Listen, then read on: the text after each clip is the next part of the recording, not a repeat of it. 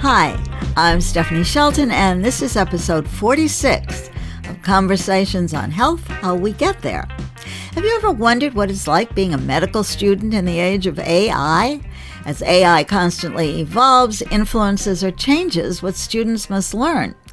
Well, in episode 46, you're going to find out as we talk to Alfir Latypov, a very tuned-in medical student from Tatarstan, who's studying at one of Europe's top medical schools, the Second Faculty of Medicine at Prague's Charles University. If you've followed this podcast, you'll recall the Czechs have a solid universal healthcare system, and all medical education is changing to reflect AI's advance into healthcare.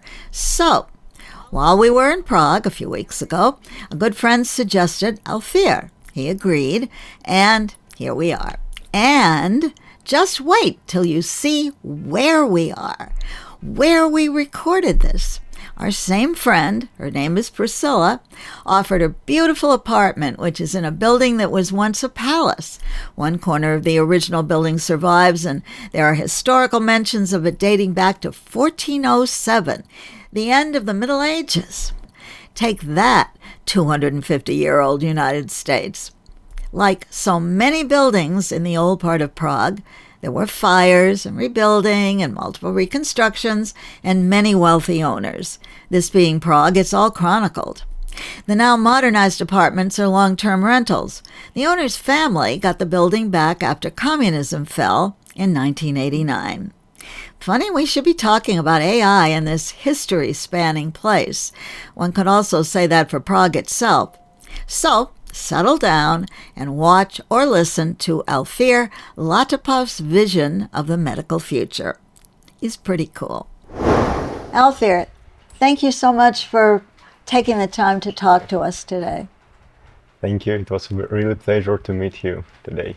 It's really interesting to meet you two because you are a Tatar, right? That's how I say it? Yeah. And in school, the only thing I remember out of that period of history are the Tatars and how they rode on horseback and accomplished great warfare and battles, and you don't look like that. How did you end up being here in Prague in another country, the Czech Republic? Yes, I'm Tatar, and it's like I'm from Tatarstan. It's like autonomous republic in Russia, and it's it's near Ural Mountains, and it's on the Volga River.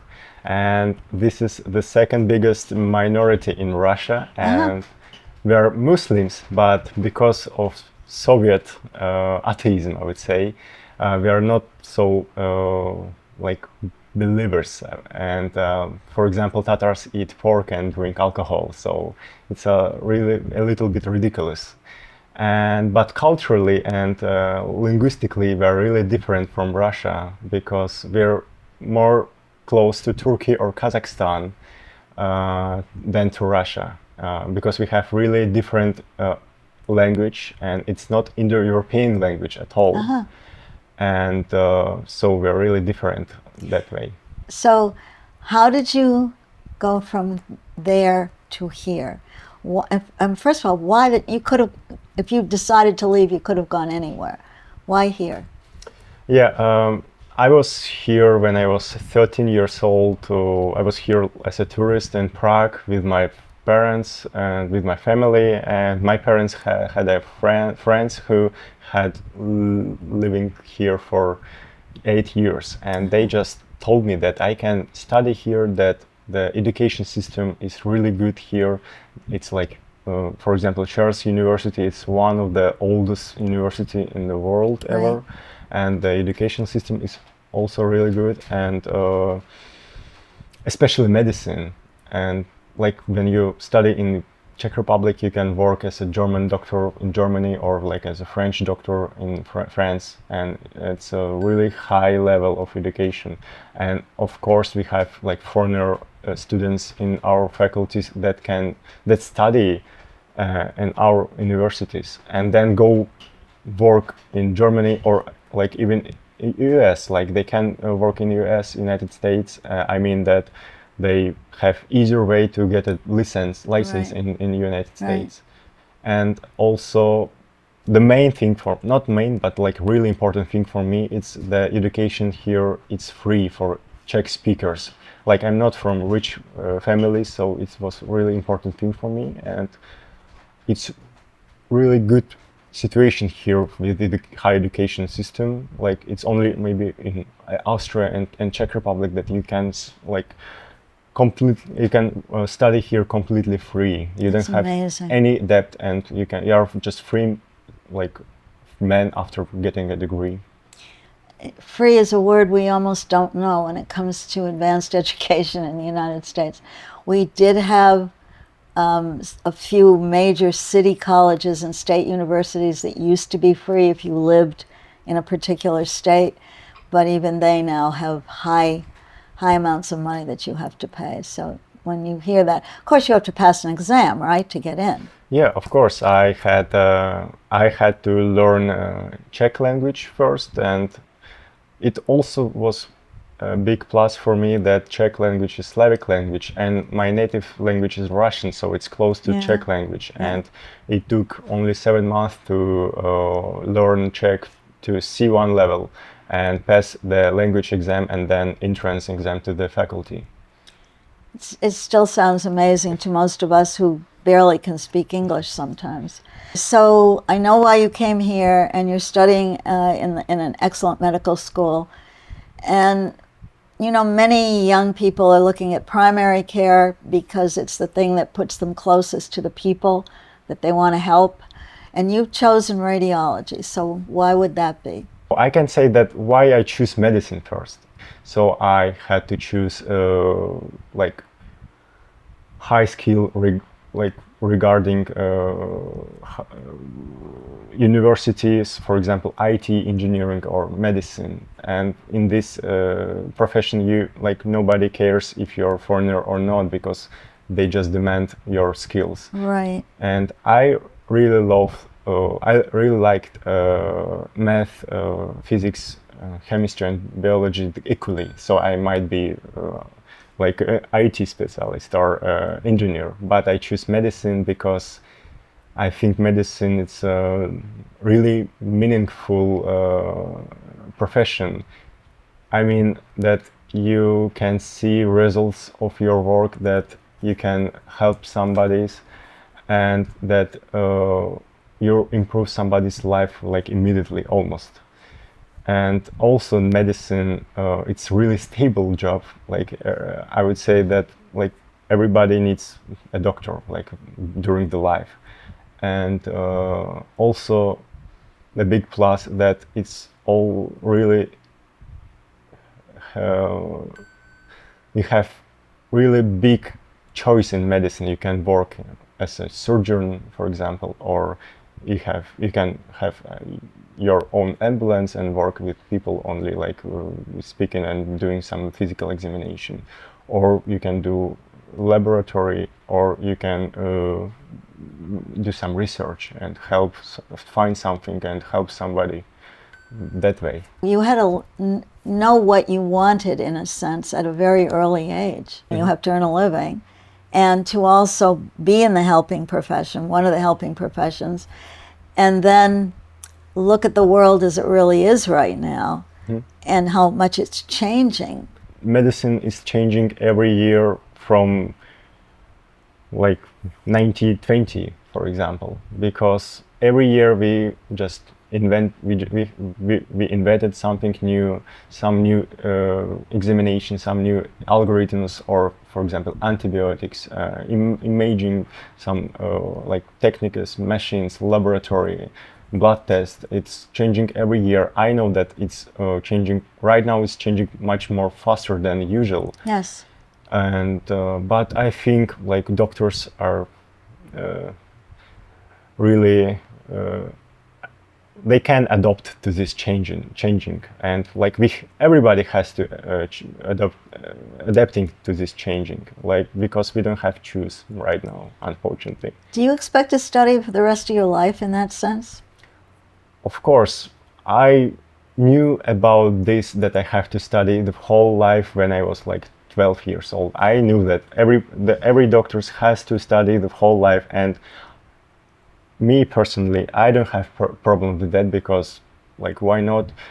I would like to learn something new, and I would like to be more high educated and more high skilled specialist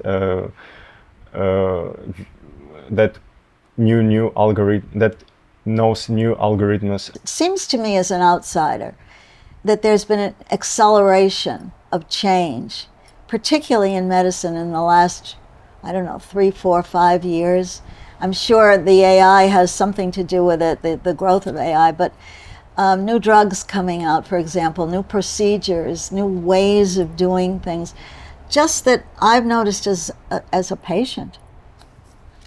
Yeah, like it's changing rapidly, and we have some new drugs, and like the therapy is changing every year, and like it's also changing during my study. So like when I studied pathophysiology, it was another way to treat some diseases, and now it's completely different. And like I think it's just normal thing for medicine, and it's also changing every year, and like before it was changing also. And I think it's a good thing that it's changing, because we just know how to treat more effectively and more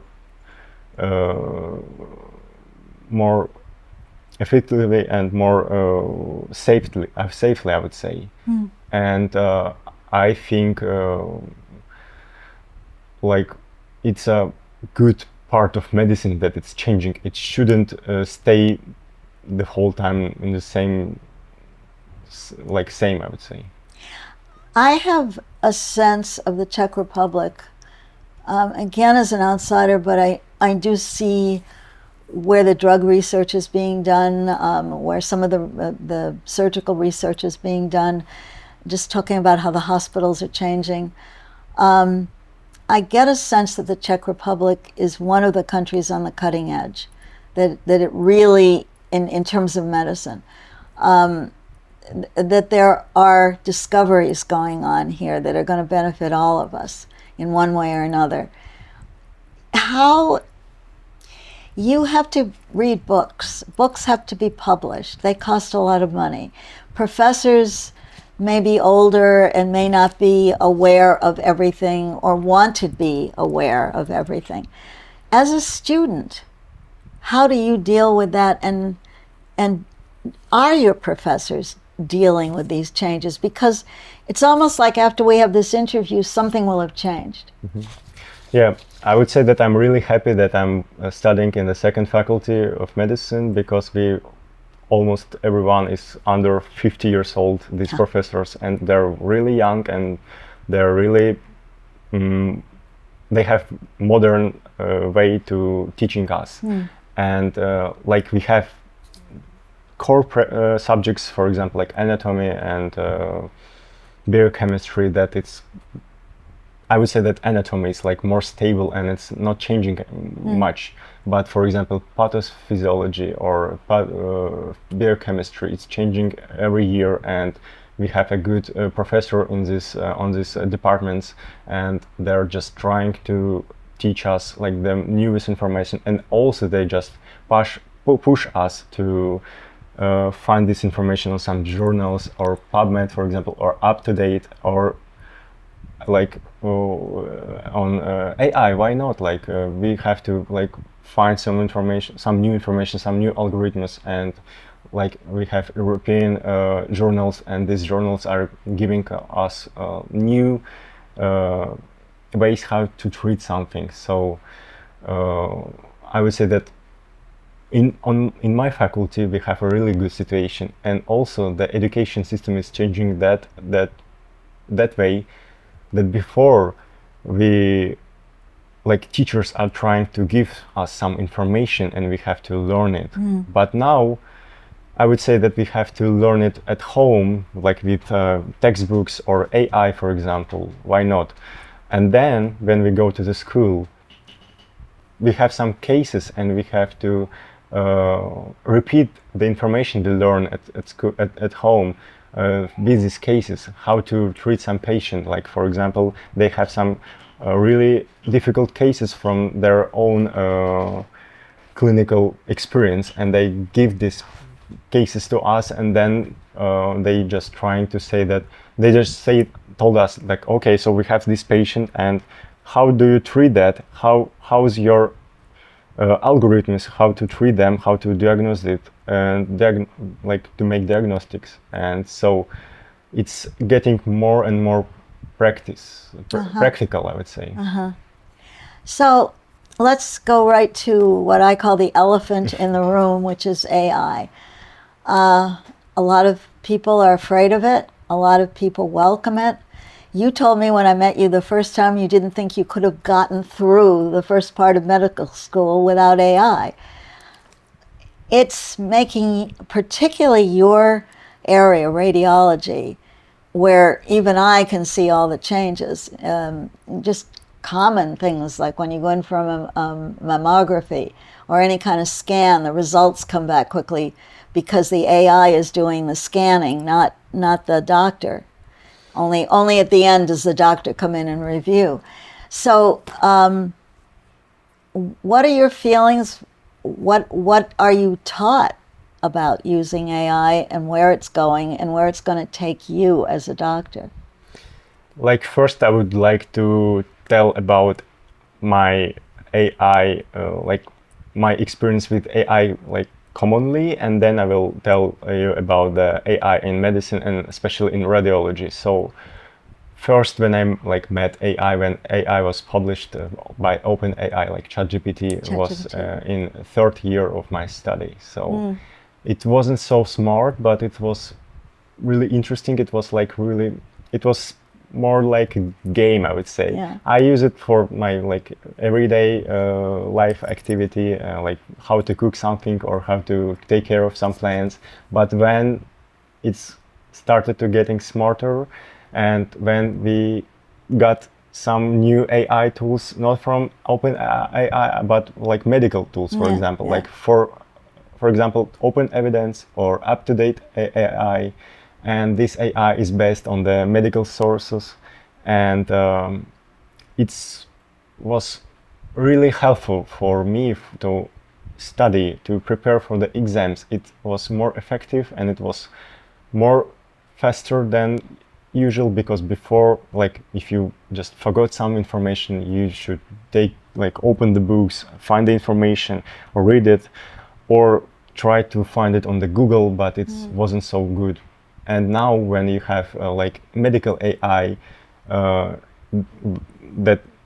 has like access to the whole like library of medical books and resources and journals, and you can just ask him like about some pathophysiology of some disease, and he will like explain you, like he can explain on some case, and you can just ask him really stupid and ridiculous question, and it's really like stupid question. For example, like if you will eat like 20 bananas, it cause like hyperkalemia and then arrhythmia? Like, yeah, why not? Like it could be. And then AI will tell you like, yeah, that's true, I can calculate it, and the like sources are from the journals. Like they just made some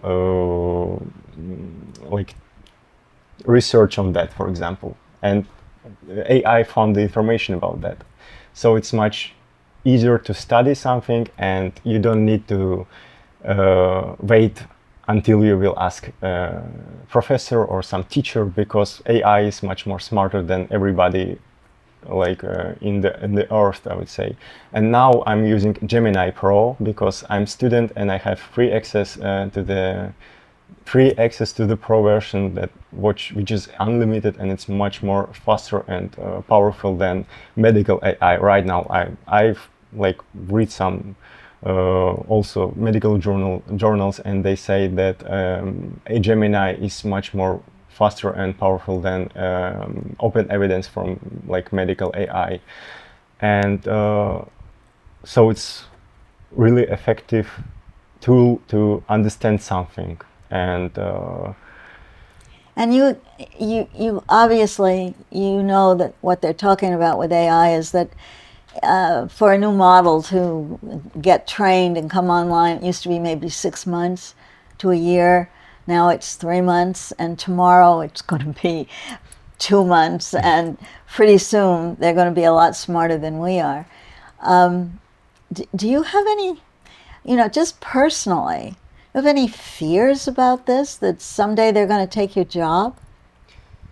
I have to divide LLM, like large language model, and for example, radiology AI. It's a different AI tools.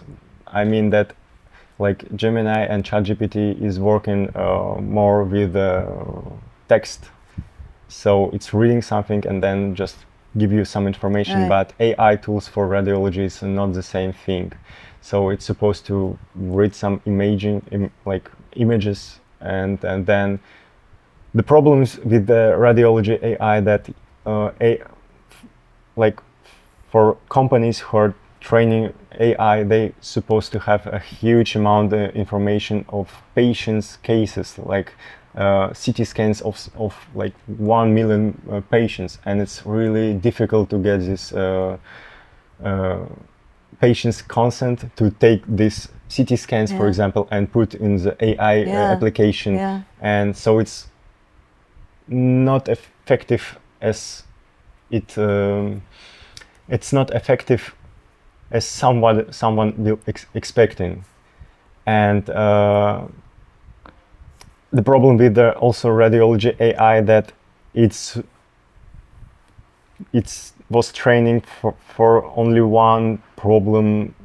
Like for example, in mammography, it's a good thing because it can like find some small nodules that normal eye can find, and it's a good thing. But when you have, for example, CT scan, then it's like three-dimensional area. It's really difficult for AI to find something, and radiologist has to have like the holistic way to take a look on the patient scan. Like when patient has some problem with the heart or lungs, you have to take a look also on the vessels, on the brain or on the abdomen. Like you have to take a look on the whole body if you have the access to it. And AI can find only one pathology. For example, in our hospital we have AI which can find some nodules or some lesions in the lungs, but for example he couldn't find some fracture. AI can't see that, unfortunately. And so they're very narrow in their they're focus. really narrow and focused on only one pathology. But I think AI in radiology is really good on sorting some urgent cases, for example, to help radiologists to find the really dangerous case that you have to describe right now, for example. And also it's more effective to work with AI. And also in radiology department in our hospital, the teacher and also doctors are saying that radiologists without AI would be much more ineffective and worse than radiologists that can work with AI.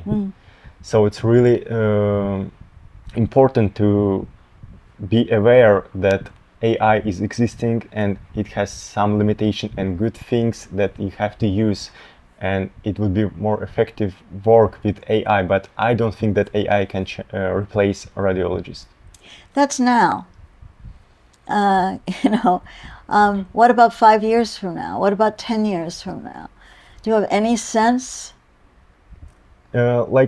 Also, I would say that AI in medicine is really slow comparing AI in other life, because it has so many regulations. It's the first thing. And then I don't think if somebody would like to be scanned and interpreting, I don't think I have to describe it, like scanned and to be examined by only AI. Like if somebody would like to be scanned and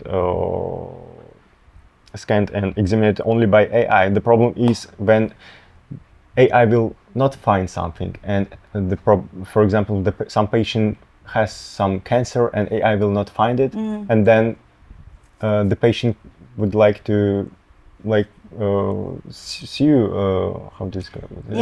Sue the company, and I don't know if the company would like to be responsible for these cases. I have a very practical application of that as a patient. And I go back to my only knowledge, which is an annual mammogram that we are, it is suggested that you get over 50 in the United States. And you are asked by the company that's doing the scanning, is it all right? Will you authorize AI to look at it and initially decide if the things are normal or if there's an issue? And at the end of that, a doctor, one way or the other, will look at it anyhow. And if there is any issue, a doctor will come back and look at it from the beginning and challenge, if necessary, what the AI found or accept it. And so you have to sign that as a patient. And some people are not signing it because they're afraid or they don't even know, how AI operates. But to me, it's win-win as a patient. I get both the AI and the doctor right now. I'm just afraid that's going to change at some point, that the AI becomes faster and more aware than any human brain, no matter how good that brain might be, will be to, again, diagnostic imaging is done by a company in the United States. The company may be part of a hospital or it may be separate, and they do all kinds of imaging, and they're looking for a profit. And, do I as a patient lose out at some point? Am I left to AI, which I don't completely trust?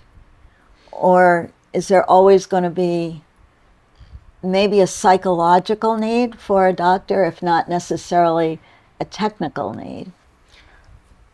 I think that the whole time we will have the options that we maybe if we would like to go to the doctor, we can go to the doctor, or maybe by AI. I think it would be the whole time would be some choose, and you have to choose what would you like to have. And in some time maybe AI would be much more smarter than doctor, but how I said before, that problem with AI is that AI is trained only for one pathology, and it couldn't be trained for all pathologies that we have. We have 1,200 pathologies, for example, in one body, and AI we don't have so much powerful AI, and I don't think we can make this powerful AI that can that can take a look at everything and remember everything, and because we have AI will have to check not only one patient, and of course it will take a long time to scan and examine one patient, but if you have 15 patients, it will be really expensive and really energy demanding technology. That's the real problem, the energy, I think now. If anything slows down the learning ability of AI and the use of AI, it's going to be a lack of being able to put these huge energy centers together to feed the AI, to develop new ones. Because we just don't, right now, in the United States, there are big fights about that. People don't want these big warehouse-like buildings sucking up all of your electrical system, in their backyard, and adding to what we pay for power. And I imagine, I don't know if it's the same over here, but yeah, and we don't have AI centers in Czech Republic, and I would say that in European Union, because we have so many regulations, so we can't just make something. So I mean, you're using the ones that we have in the United States or that other countries have developed or whatever, but where does the power come from? Like I'm using Gemini, which is like Google AI, so I'm using like United States AI that use American energy. So we're paying for you to study. Yeah, yeah, it looks like that. All right, well, maybe you'll end up in our country or we'll end up here someday. Yeah. Who knows? And also, it's always about the choose. And I don't think that AI will replace doctors completely, because I don't think that everybody will trust AI, and I don't think that everybody will go to be scanned and examined only by AI. AI tools right now are much more expensive, and they demanding much more energy than doctors. So it's much more, doctors are more ecological and more cheaper, and they're also responsible for their patients. So it's easier for patients to like sue them, for example. Like, it's also an important thing. And I don't think that AI would like to be responsible for patients' cases. And if AI will not find something, like, it would be a really bad problem. And I don't think that some government will let AI to scan patient. Like, I don't think that some government will let some AI company to do doctor's job. So you're looking at AI for the immediate future anyhow. None of us can predict, 20 years out or whatever, but for the immediate future as essentially a tool, with you handling the tool in a sense. Yeah, AI is like a really powerful and really smart tool, and it's like a computer and with the internet. And like before, like just everybody had to take a look at some books, and it was not much effective. So right now it's more effective, more faster, and more cheaper also for medical system, because you have to spend less time to understand something, or you have less time to scan or examine something. And I would say that AI, it's effectiveness, yeah. Okay, let's walk away from the technical for a minute and just talk about this concept of helping. You have never known life without a universal healthcare system, right? I mean, whatever good or bad it is, they have it in Russia, we have it here, we do not have it in the United States. We're the only major industrialized country in the world that does not have universal health care. Many people in our country have never seen a doctor. Many women give birth without ever getting maternity care, and many of them die as a result, or the babies die, or some disease that could have been caught in utero go on to kill the baby, in a few months, and on and on and on. It's all about money in our country. And I think I personally look at healthcare, and I look at the underserved or the not served, the poor people in the middle of cities, the rural areas, and I know the Czechs have a problem with rural medicine also. The people who are not educated enough to understand what's happening in medicine and are afraid of it, and on and on. As a young doctor, which you will be very quickly, how do you think about that? Where do you want to go? What do you want to see happen? Like, first, I would like to say that Czech healthcare system is really high level. I mean, I know how it works in Russia. I know how it works in US, because I know some friends who have experience in the United States, or for example in Germany, and I would say that Czech's healthcare system is really in a good shape. And about the rural spaces that nobody, I would say that in Germany you have the same problem. Every Czech citizen has to access to the best therapy ever on the world, I would say. Like if somebody has some oncology disease and it needs some like biological therapy that costs like really big huge amount of money, for example, like it would be like $100,000, like it could be, and Czech healthcare system will like pay for it. It's okay, and it doesn't matter if you're rich or poor. You can be just without the home, like you can be homeless, and you will get this therapy. So I would say that it's on really high level, and the problem is that the population is getting older, and every year like we have more older and older people that have like some big amount of some diseases, and they're like multimorbid, obese people. I mean that, and I would say that this part of people they are taking the biggest part of healthcare's budget. So the main thing right now is prevention. It's a really important thing to prevent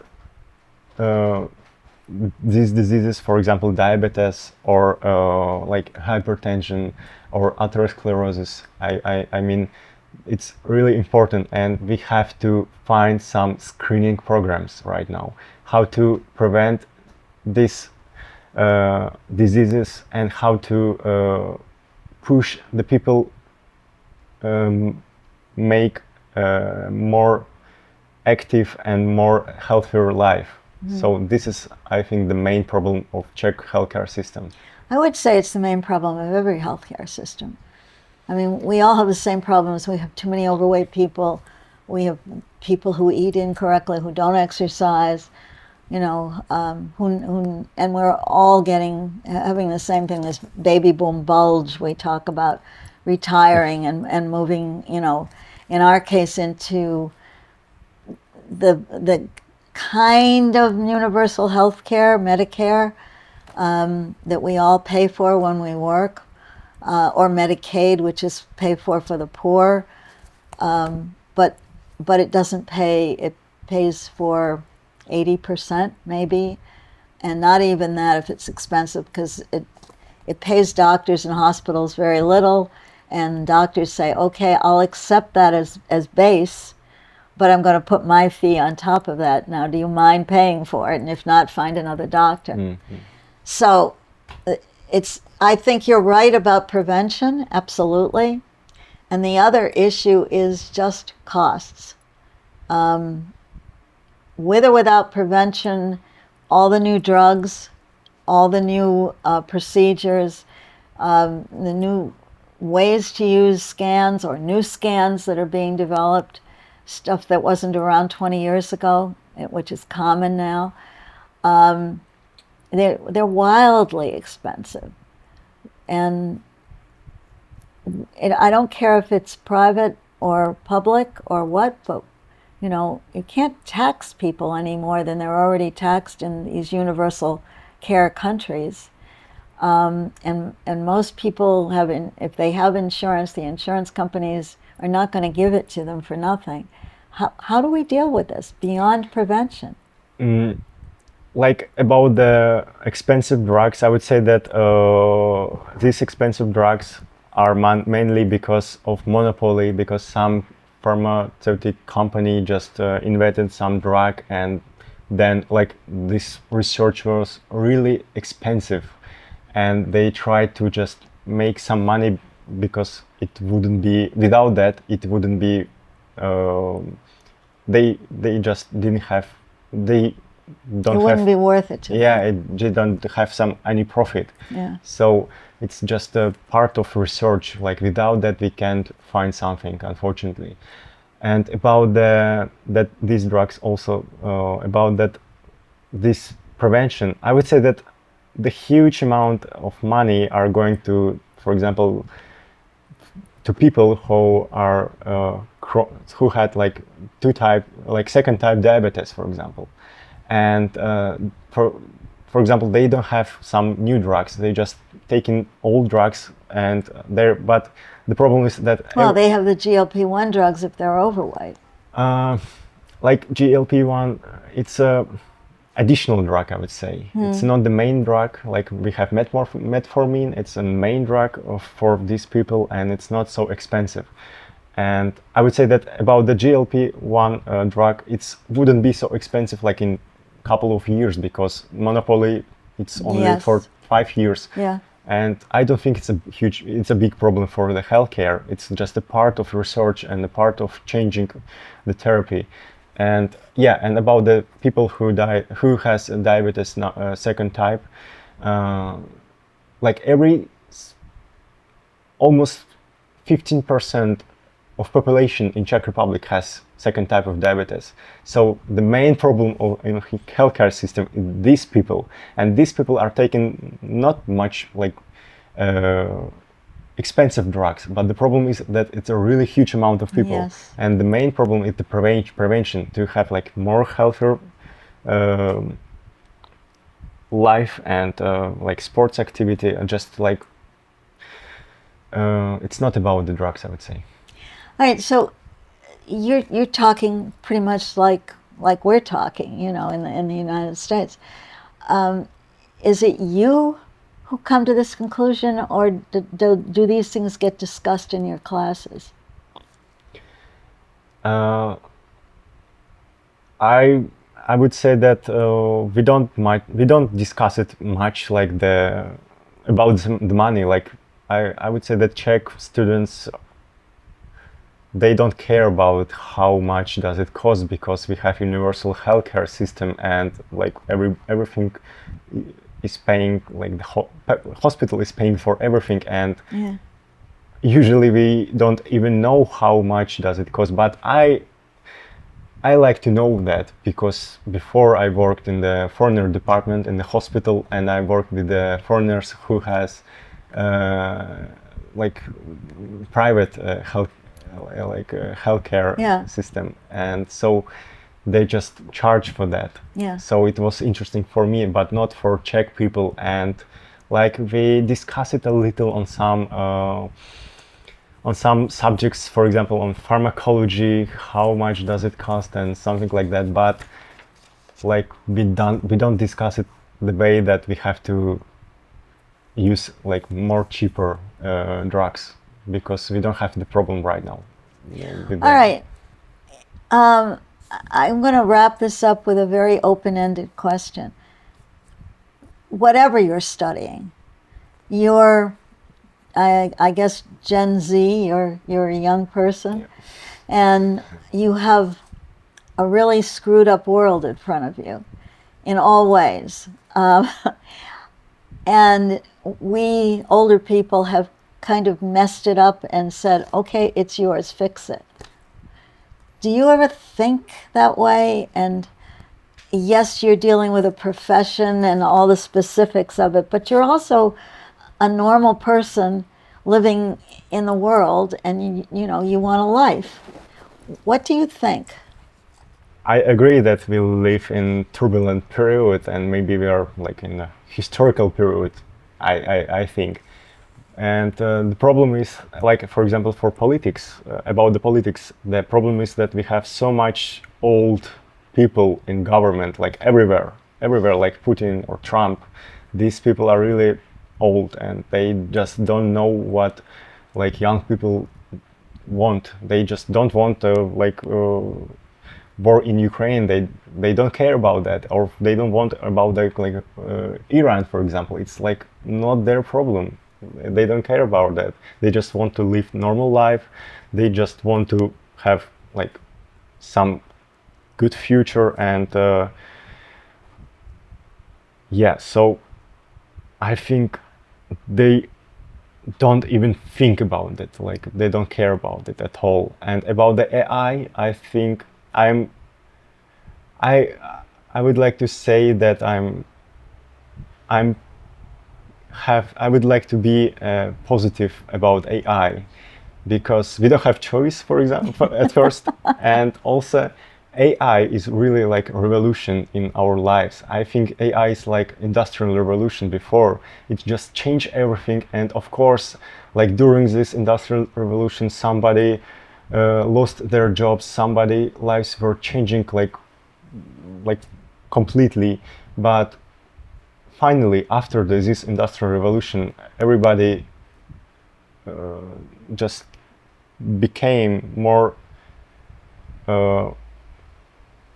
just started to live in the better world. I mean that before this revolution, nobody like just a really small part of society could afford some like clothes, for example, or some food. Yeah. But now like everybody could buy like apples or oranges, and I think AI is a tool that can help everybody improve their life, because like AI is really smart and the smartest tool ever in the world. And for example, for education, it's a really good thing. Like I think everybody can study something from AI, and like for example, some person from India, from some village, if this person has access to AI, he can study IT, for example, or like architecture. Why not? Like I think AI can help people to get some education without paying for it. Democratize it, Yeah, you might yeah. say. But again, if you look back, yes, the Industrial Revolution was a huge change and gave many people what we call good union jobs, and the ability to become middle class and buy a house and all of that. But it died, and that's what's going on in the UK right now with this one prime minister after another, because those people who never found another job as good as they had with a steel factory or the auto factory want that back again, and they can't get it back again because you can never get the past back. And so they vote for this person or that person or another person who they think might help them get it back, get this middle class life back. Yeah, I can understand that, but like I think the situation is different right now, because, for example, in Czech Republic, the people who are working with the hands, they're they have like bigger salaries than doctors right now, because these hand workers are really necessary right now, because nobody would like to work there, and so we have like deficit of these workers, and they're making really big amount of money now. So I don't think that's a problem. Like in Czech Republic, I don't know what the situation in UK, but I would say that, like, I don't want to talk about politics, but I'm a little bit like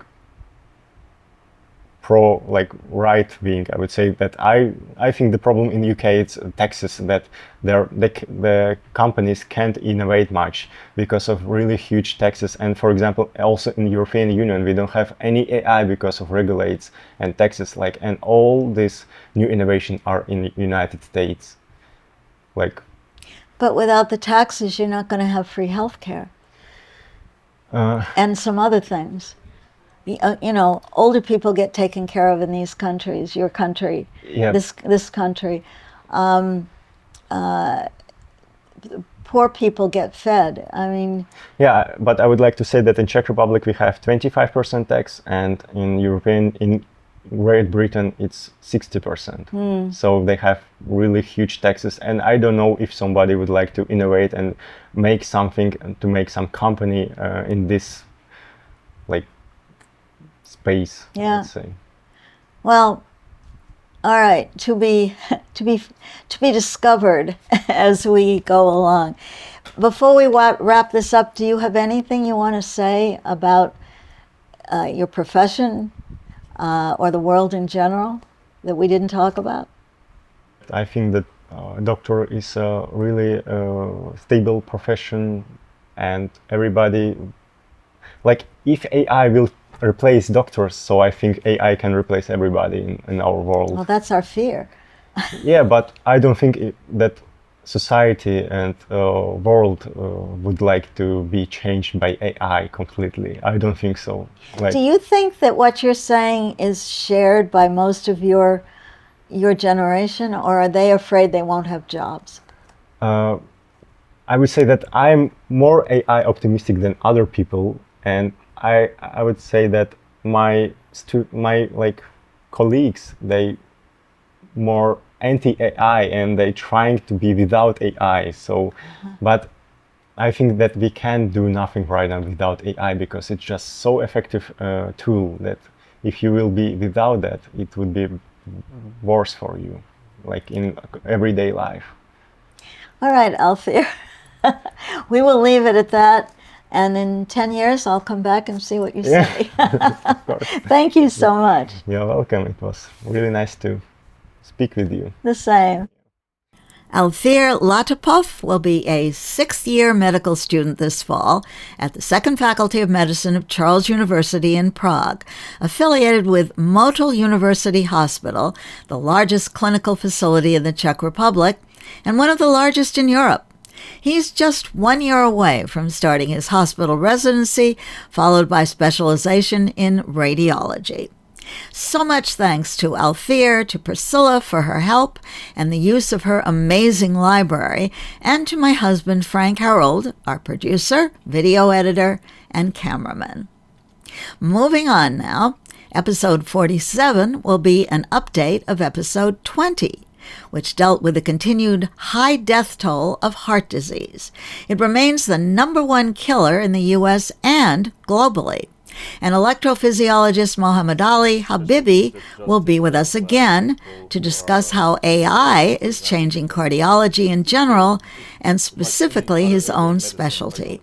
Dr. Habibi is with the high-rated Valley Health System in New Jersey, and although this isn't part of his immediate practice, he'll also take a very quick look at how Senator Lindsey Graham could have died so suddenly last month from an aortic dissection. Episode 47 will drop on the third Tuesday of August.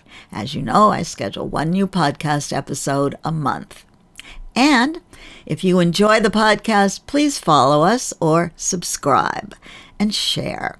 The video version's on YouTube, audio on Apple, and on all the other major platforms, including my host platform, the Podbean website and app.